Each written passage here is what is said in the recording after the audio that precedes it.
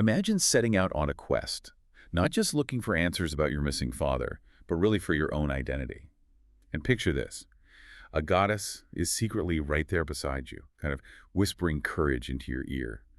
That's pretty much exactly where we're jumping in today. We're doing a deep dive into Homer's Odyssey, zeroing in on Book 3. Our mission, for you, is to pull out the key nuggets of wisdom from this amazing ancient text, as we track Telemachus making his first big moves to find news about his father, the legendary Odysseus. Yeah, and we'll dig into this surprising mix of divine help and, human effort. We get this incredible look at ancient Greek customs, and we really feel the pressure on this young guy stepping into a world of heroes and legends. Okay, so let's unpack this. The journey kicks off as Telemachus arrives at Pylos. Yeah. He's got the goddess Athene with him, but she's disguised, right? As the old man, mentor. Exactly. And the very first thing they see when they hit the shore is, well, it's pretty staggering. What is it? What do they walk into? It's this huge public sacrifice. The Pylians are right there on the beach sacrificing bulls who were all black to the dark-haired Earthshaker. That's Poseidon. Wow, okay, black bulls for the god of the sea. And the scale is just immense. The text tells us there are 9 settlements involved, and each one provides 500 holdings. And from each of those holdings, 9 bulls were provided. Wait, let me do the math here. 9 times 500 times 9. That's over 4,000 bulls. It's an incredible number. It paints this picture right from the start of a society that's deeply religious, very communal. This is a massive public act of piety. That sheer scale, it's definitely striking. Does that kind of huge ritual suggest something specific about maybe their relationship with Poseidon?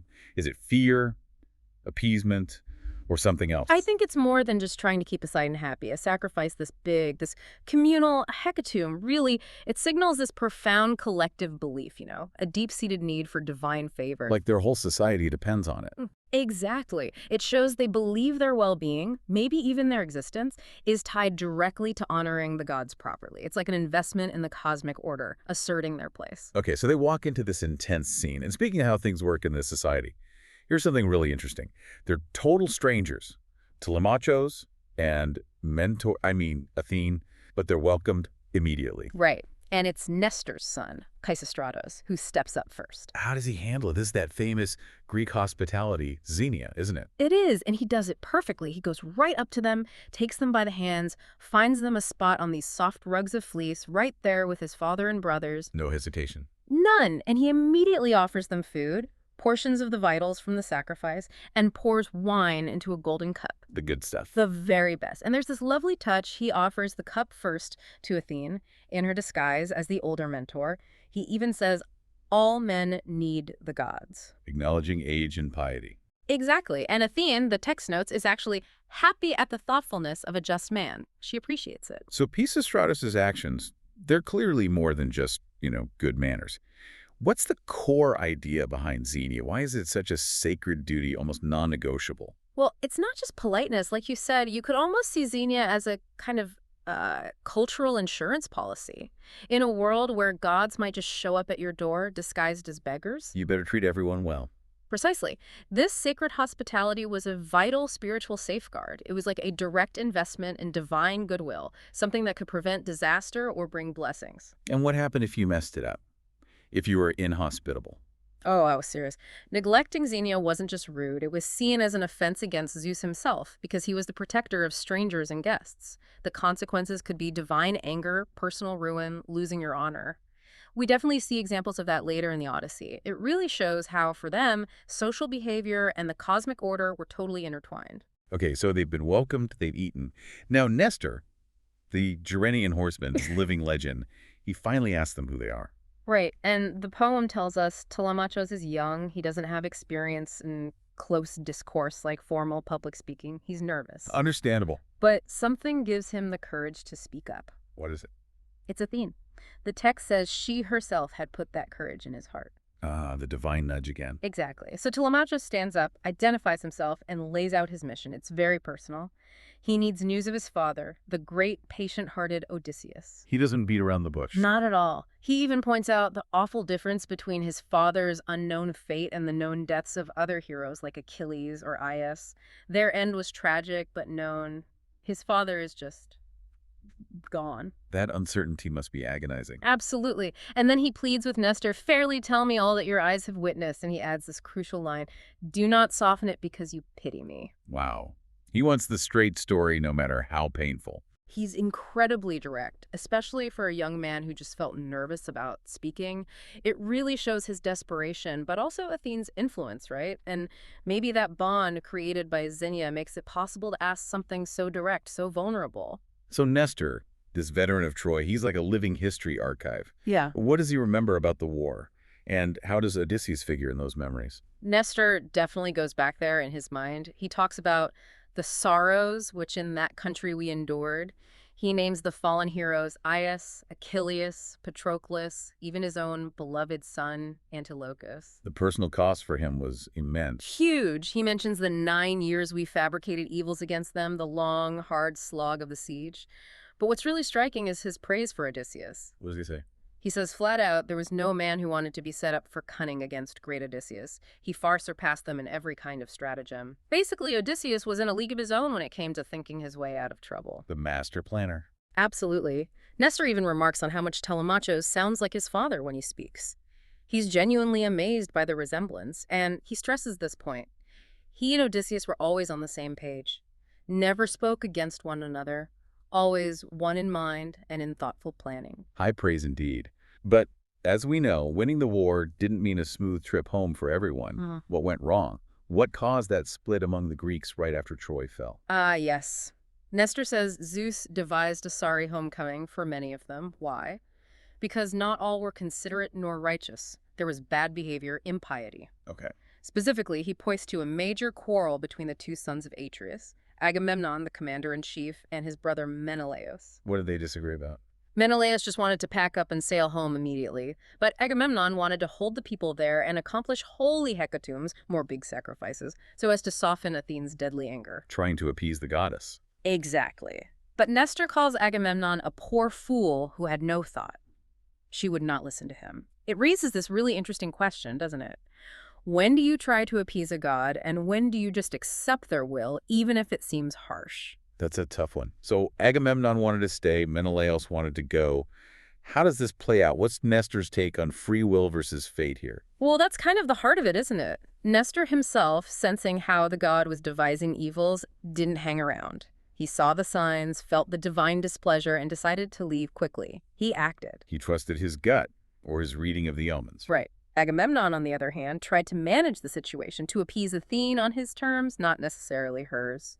And that turned out to be a fatal mistake. So it suggests that while the gods might set the stage or maybe even write the overall plot, individuals still make choices in how they react. Their piety, their judgment, their decisions matter. Those choices affect their path within that larger divine plan. Look at Menelaus. He left quickly, too. Maybe too quickly, maybe without proper respect. And he had a terrible, long journey home, lost his navigator, got blown all the way to Egypt. So choices have consequences. Nestor then shifts to a really dark story, one that feels like it's aimed directly at Telemachus. A warning about what can happen when a man is away from home too long. Oh, definitely. He tells the story of Agamemnon's return. How does it go? It's brutal. Agamemnon gets back to Mycene only to be murdered by treacherous Aegisthus in a monstrous plot. Aegisthus had seduced Agamemnon's wife Clytemnestra while he was gone. How did Aegisthus manage that? I thought Clytemnestra had someone with her. She did initially. Nestor explains she was honest at first, and Agamemnon had left a singer, a poet-bard, to basically guard her virtue, to keep her mind on good things. A singer as a chaperone. Seems that way. But Nestor says when the doom of the gods had entangled her, when fate stepped in, Aegisthus managed to get rid of the singer, just took him and marooned him on a deserted island, and then won Clytemnestra over. Aegisthus then ruled Mycene for 7 years after the murder. Grim stuff. But there's a part of the story that's key for Telemachus, right? Absolutely crucial. It's the story of Orestes, Agamemnon's son.